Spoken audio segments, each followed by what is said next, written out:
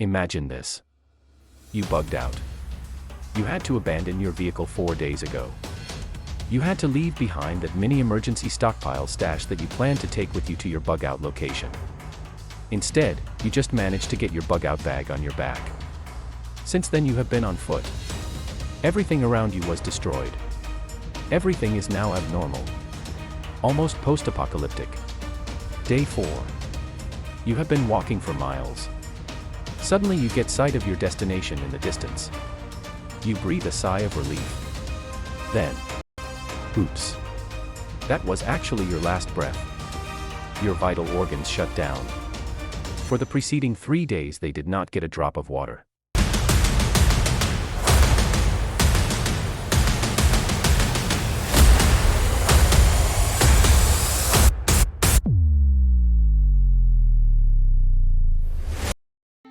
Okay. I know it sounds too dramatic. Maybe you can survive longer. But being a prepper means that you don't take chances with the rules of 3. Packing water in your bug-out bag and also having the ability to access drinkable water is a priority. In a bug-out situation, you are not drinking water for weight loss, or any other glamorous reason that you may have read about, nor would you be able to drink the recommended amounts of water. In a bug-out situation, you simply need water to increase your chances of survival, and to maintain your sanity so that you can think straight. In a normal situation, or even a shelter-in-place situation, having 3 liters of water per day may not be a big deal, especially if the water is readily available, and your body can accommodate the recommended 3 liters a day. If you had maintained the 3 liter per day recommendation, then, over 3 days you would have consumed 9 liters of water. Some of the water would have been passed out in your urine, through sweat, and as part of your digestion process, and through breathing. Most of the water would have been used in the regulation of your body temperature and maintenance of your bodily functions.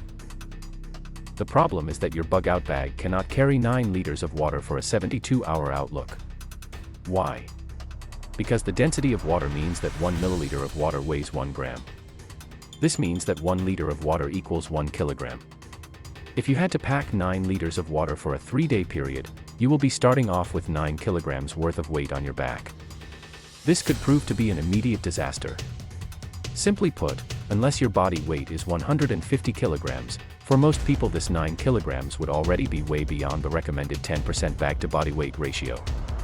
Imagine if you are a 55 kilograms female with a pack already weighing 9 kilograms, and you must still pack all the other recommended items into your bag.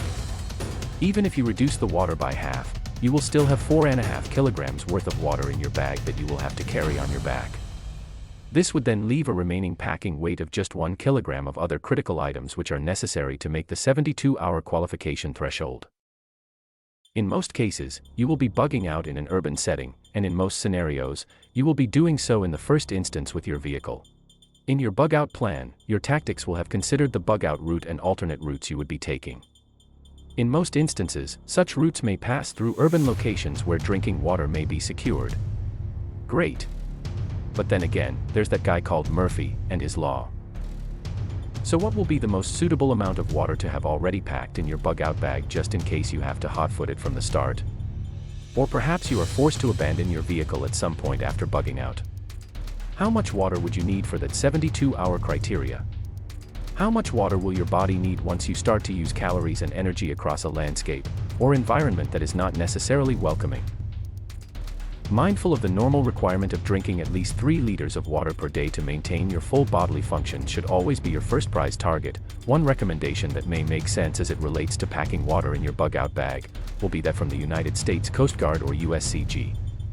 The USCG recommends that, in a worst-case scenario, where you have no other option but to water ration yourself, you should drink at least 9 liquid ounces or 250 milliliters of water per day to survive. This implies that for at least the 72-hour window, where drinking water is scarce, you should have at least 27 liquid ounces or 750 milliliters of water on your person. As a trade-off in your favor, then your bug-out bag should have at least 1 liter of water packed inside. This also means 1 kilogram of carry weight. It is strongly recommended that you divide this 1 liter into 2 500 milliliters commercially purchased bottles of water. This is to make sure that you don't put all your eggs into one basket, in other words, a sort of failsafe. At the same time, it is also recommended that you have a stainless steel or titanium flask that is single-walled and plain, that is, with no paint and coatings. This flask is for when you run out of your bottled water, and you have to secure water from perhaps a river or dam, or some other source. Once filled, you then sandwich the flask in a mound of ash, and then place it alongside a fire, not in the fire. The stainless steel or titanium flask will attract enough fire heat to boil the water and make it drinking safe. To give yourself an increased advantage with this limited packed water, you should consider packing a few sachets of rehydration powder. The rehydration powder can be added and mixed with your water. This will boost the water and give it more effect in managing your hydration and bodily functions. Get the sport version, as you will probably be doing a sort of decathlon during your bug out. Without going into the details of the medical science behind the rehydration powder, simply because I am not a medical scientist nor a medical doctor, the rehydration powder essentially contains electrolytes, that is, tiny particles that carry electrical charges, which is then orally introduced into your system when mixed with water. The electrolytes then assist the water to keep your body hydrated, and further assists with nerve and muscle function, like preventing cramps, as well as regulating blood pressure. Pack as many as you can. Other than your actual packed water, you should also have a good drinking water filtration device in your bag. I did mention this previously when I covered stockpiling of water. But, as a reminder, these devices are basically tubular straws with a built-in water filtration system that claims to filter out almost all of the unpleasant stuff like bacteria, protozoa, microplastics, and other unwanted elements. Again, invest in the good ones, your life is not cheap. Another good item to keep, as part of your hydration regime, and not for your pleasure, will be some sweets or gum, sugar-free or not, but not lozenges or sweets with menthol. Sucking or chewing on these will assist with alleviating a dry tongue, which is a sign of dehydration, and it will keep your mouth moist. It will also assist in spreading out the intervals between the times that you may need to take a swig from your precious water stock. Now, this is an important point to make: if you don't have anything to drink, then do not eat anything. Remember, we can last for 21 days without food, well, at least in theory. We know that once we eat, the body has to start working, that is, the digestion process starts doing its thing. But, if there is no liquid intake that is passing through your system to assist in this process, it will then require the body to divert precious water resources from its water reservoir to assist in moving the food through your gastrointestinal tract. Eating without adequate liquid in your system could also lead to constipation. If indeed, you find yourself at that point of desperation where you need to have liquid to ward off dehydration, and, if you have any canned food in your pack, then use it. Canned food, which I will talk about in a while, has a net weight. This means that the weight reflected on the canned food label is not just reflecting the weight of the product, the actual food inside, but also includes the weight of the liquid when added to the product. The split between food product and liquid is normally supposed to be 80% and 20%.